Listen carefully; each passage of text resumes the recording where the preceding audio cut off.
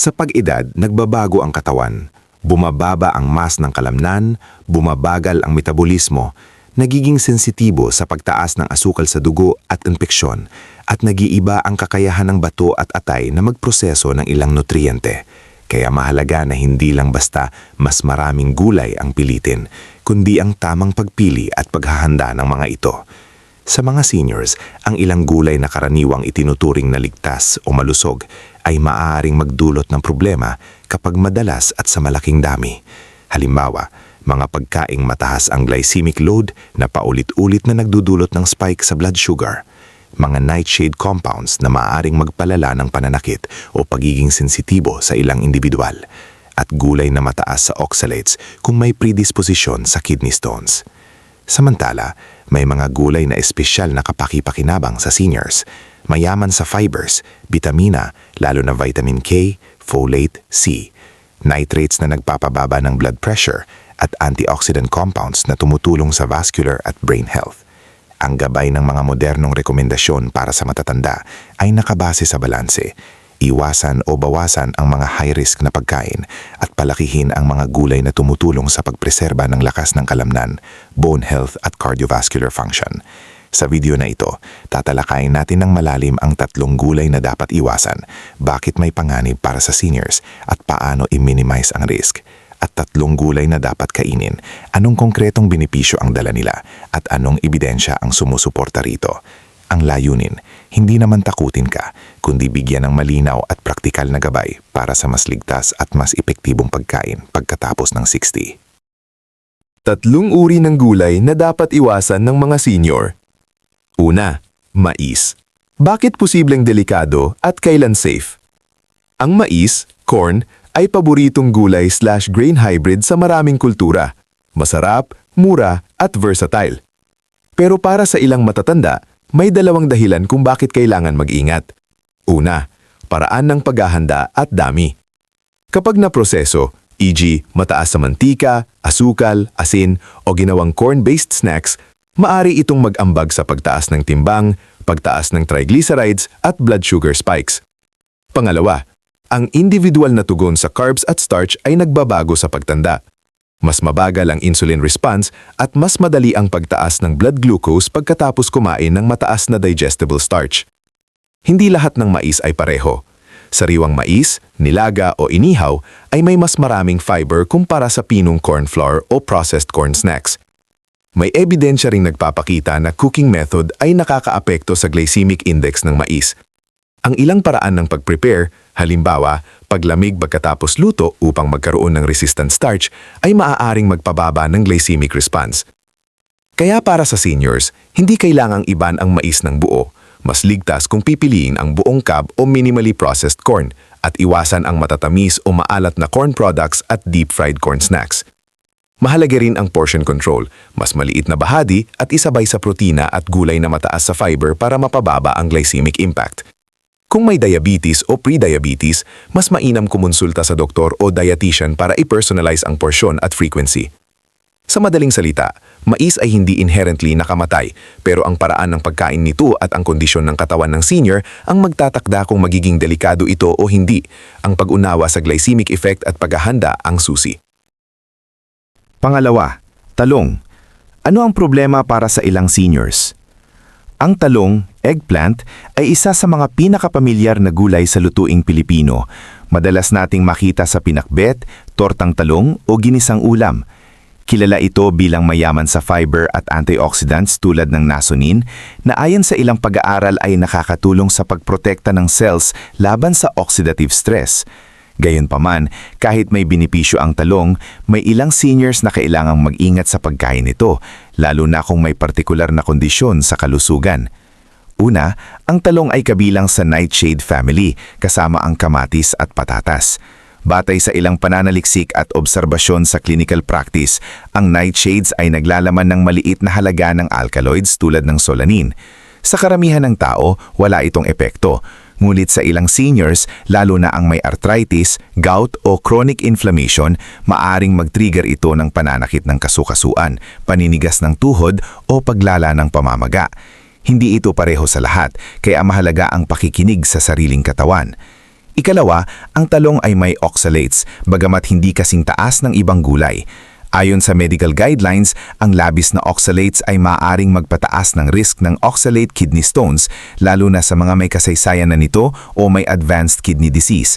Para sa ganitong seniors, hindi kailangang iwasan ng tuluyan ng talong, ngunit mahalaga ang moderasyon at gabay ng doktor. Ikatlo, mas madalas na problema ay hindi ang talong mismo, kundi ang paraan ng pagluluto. Karaniwan itong piniprito at sumisipsip ng maraming mantika. Ipinapakita ng research na ang madalas na pagkain ng deep-fried foods ay nagdadagdag ng risk ng high blood pressure, diabetes at heart disease, na karaniwan na sa edad 60 pataas. Ang pritong talong na may harina, gravy o maalat na sausawan ay nagiging health trap para sa seniors. Kung nais pa rin kumain ng talong, mas mainam ang steaming, grilling, oven baking o air frying na kaunti lamang ang mantika. Kung napapansin ang pananakit o hindi magandang pakiramdam pagkatapos kumain ng talong o iba pang nightshades, makabubuting magtala ng sintomas at kumonsulta sa doktor o nutritionist. Pangwakas na paalala, ang talong ay may benepisyo, ngunit hindi ito perpekto para sa lahat ng seniors. Ang tamang dami, tamang luto at tamang kaalaman, iyan ang susi sa ligtas at malusog na pagkain sa pagtanda. Pangatlong gulay, patatas. Bakit madalas sinasabing delikado para sa matatanda? Ang patatas, potato, ay comfort food ng marami. Ngunit mula sa perspektiba ng metabolic health at aging population, may mga red flags. Una, ang patatas, lalo na kapag niluto sa paraan na nag-aalis ng fiber o naglalagay ng maraming taba, tulad ng french fries or chips, ay may mataas na glycemic index at mabilis na nagdudulot ng blood sugar spike. Isang hindi kanais-nais na sitwasyon para sa mga may diabetes, insulin resistance, o sa sino mang senior na sensitibo sa mabilis na pagtaas ng glucose. Kamakailang malalaking pag-aaral at meta-analysis ay nag-uugnay ng madalas na pagkain ng processed fried potato products sa mas mataas na panganib ng type 2 diabetes. Pati na ang regular na pagkain ng malalaking bahagi ng plain potatoes ay may ugnayan sa mas mataas na metabolic markers depende sa paraan ng pagluluto at overall dietary pattern. Pangalawa, potato-based processed foods ay madalas mataas sa asin at unhealthy fats na nagpapalala ng hypertension at cardiovascular risk, mga problemang karaniwang nakikita sa matatandang populasyon. Gayunman, hindi nangangahulugang dapat ganap na iwasan ang patatas. Ang maliit na bahagi ng inihurnong o pinakuloang patatas na sinamahan ng protina at fiber-rich na gulay at hindi palaging kinakain ay maaring bahagi ng balansing pagkain. Ngunit bilang panuntunan para sa seniors, iwasan ang madalas na pagkain ng pritong batatas at mga processed potato products. Piliin ang steamed, boiled, baked at kontrolin ang porsyon.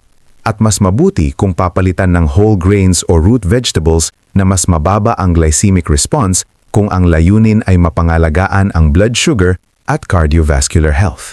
Kung nanonood ka pa rin ng video na ito at nakakatulong sa iyo ang mga impormasyong ito, paki-comment ng numero 3 sa ibaba para malaman kung nandito ka. At kung hindi ka pa nakasubscribe, inire-rekomenda kong mag-subscribe ka at i-on ang bell notification para hindi mo makaligtaan ang mga susunod na videos. Ang iyong suporta ay tumutulong sa amin na makagawa pa ng magagandang content para sa iyo. Ngayon, magpatuloy tayo. 3 gulay na dapat kainin araw-araw ng mga senior. Una, okra. Bakit dapat kainin ng mga senior? Ang okra ay isa sa mga pinaka hindi napapangsin ngulit napakahalagang gulay para sa kalusugan ng mga senior, lalo na lampas edad 60. Ayon sa mga pag-aaral sa nutrisyon at aging, ang katawan ng matatanda ay mas nangangailangan ng fiber, micronutrients at anti-inflammatory compounds at dito talaga namumukot-tangi ang okra. Ito ay mayaman sa soluble at insoluble fiber, folate, magnesium, vitamina C at vitamina K1 na mahalaga para sa maayos na pagtunaw ng pagkain, malakas na buto at maayos na daloy ng dugo. Isa sa pinakaimportanting benepisyo ng okra ay ang mucilaginous fiber nito, ang natural na malapot na katangian kapag niluto. Ayon sa research, ang ganitong uri ng soluble fiber ay nakakatulong magpabagal ng pagsipsip ng asukal sa dugo, kaya malaking tulong ito sa mga senior na may type 2 diabetes, pre-diabetes o pabago-bagong blood sugar.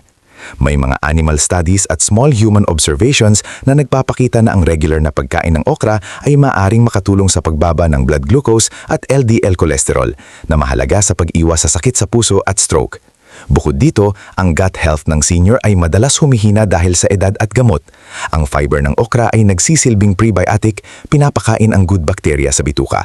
Kapag maayos ang gut microbiome, mas mababa ang inflammation, mas maayos ang immune system at mas mahusay ang absorption ng nutrients. Lahat ay kritikal habang tumatanda.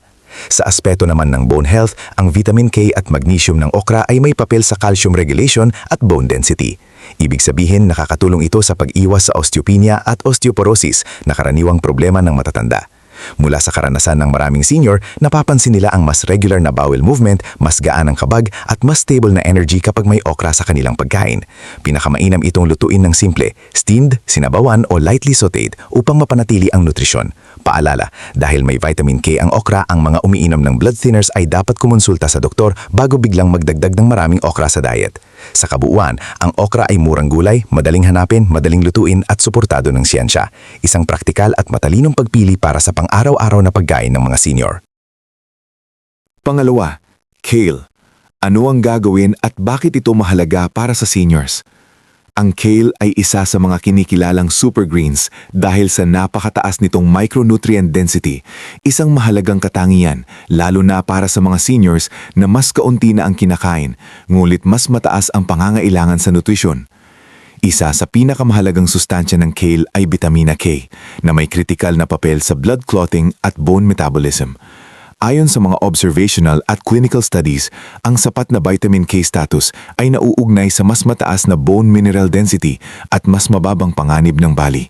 Isang seryosong issue sa pagtanda, lalo na sa mga postmenopausal women at kalalakihang may osteoporosis. Bukod dito, ang kale ay mayaman sa vitamina A, beta-carotene na sumusuporta sa kalusugan ng mata at immune system, at vitamina C na mahalaga sa collagen formation, wound healing at proteksyon laban sa oxidative stress.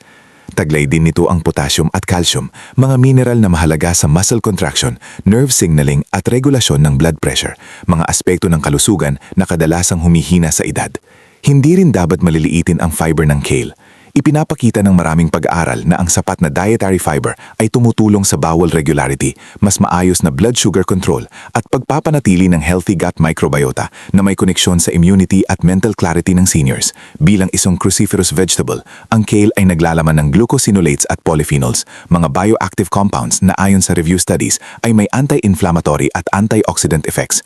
Ang mga mekanismong ito ay maaring makatulong sa pagbagal ng age-related cellular damage at vascular deterioration na may kinalaman sa sakit sa puso at cognitive decline.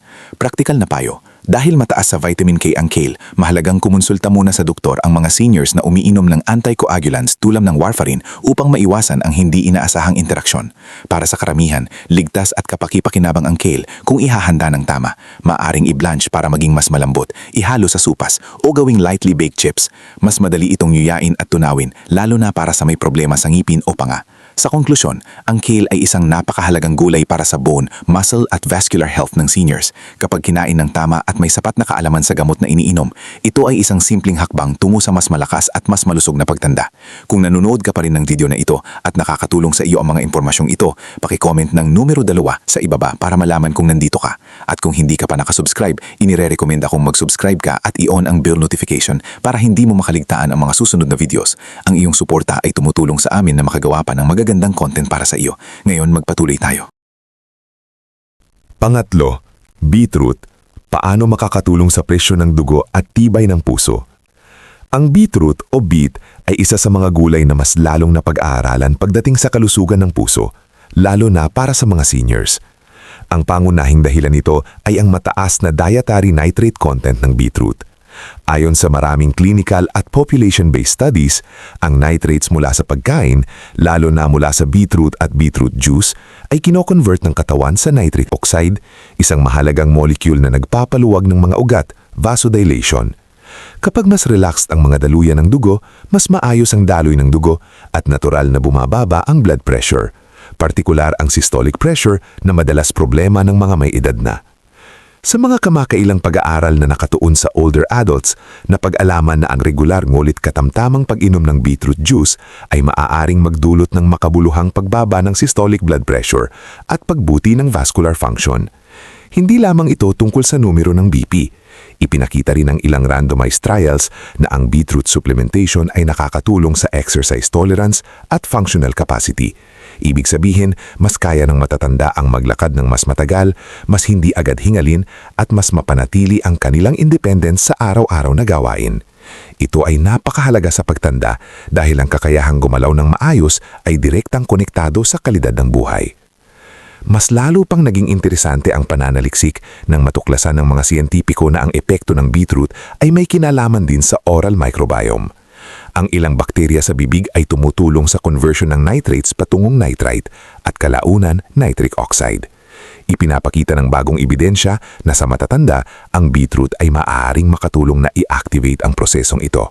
Isang mekanismong hindi gaanong napapansin noon, ngunit ngayon ay itinuturing na mahalaga sa cardiovascular health. Gayunpaman, may mahahalagang paalala. Ang beetroot ay mataas sa oxalates, kaya ang mga may history ng kidney stones ay dapat mag-ingat. Bukod dito, dahil nakabababa ito ng blood pressure, ang mga umiinom ng anti-hypertensive drugs o nitroglycerin ay kailangang kumonsulta muna sa doktor upang maiwasan ang sobrang pagbaba ng BP. Maraming seniors ang nagbahagi ng personal na karanasan. Isang maliit na baso ng beetroot juice sa umaga ay nakatulong sa mas magaan na paglalakad o mas stable na BP readings. Ngunit malinaw, hindi ito kapalit ng gamot, kundi isang supportive nutritional strategy na pinakamainam kapag isinama sa gabay ng healthcare professional. Sa kabuuan, ang beetroot ay isang promising at evidence-backed na gulay para sa suporta sa puso ng seniors, lalo na sa pamamahala ng blood pressure at pagpanatili ng tibay at lakas sa pagtanda. Pangwakas na kaisipan, praktikal na payo at pangangalaga.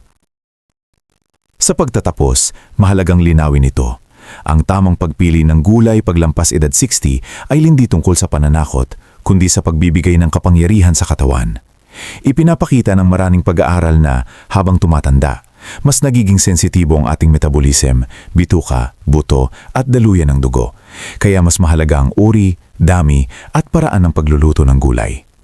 Hindi ibig sabihin na may masamang gulay na bawal magpakailanman. Ang mahalaga ay kung paano at gaano kadalas ito kinakain.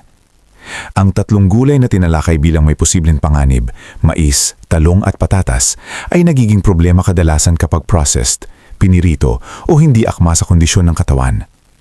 Halimbawa, ipinapakita ng research na ang refined corn products at fried potatoes ay maaring magpataas ng blood sugar at inflammation, lalo na sa may diabetes o hypertension. Ang talong naman ay maaring mag-trigger ng discomfort sa may nightshade sensitivity o kidney issues, ngulit ligtas para sa marami kung luto ng maayos at katamtaman. Sa kabilang banda, malinaw ang ebidensya para sa mga gulay na dapat palakihin sa diet ng seniors, okra, kale at beetroot. Ang okra ay may soluble fiber na tumutulong sa gut health at glucose control. Ang kale ay mayaman sa vitamin K, antioxidants at calcium-related nutrients na mahalaga sa bone strength. Ang beetroot naman ay kilala sa natural nitrates na tumutulong sa blood pressure at sirkulasyon, suportado ng clinical study sa cardiovascular health. Practical na checklist para sa seniors. 1. Piliin ang whole at minimally processed na gulay. 2. Iwasan ang deep-fried at heavily processed corn at potato products. 3. Lutuin ang okra at talong sa steaming, grilling or light saute.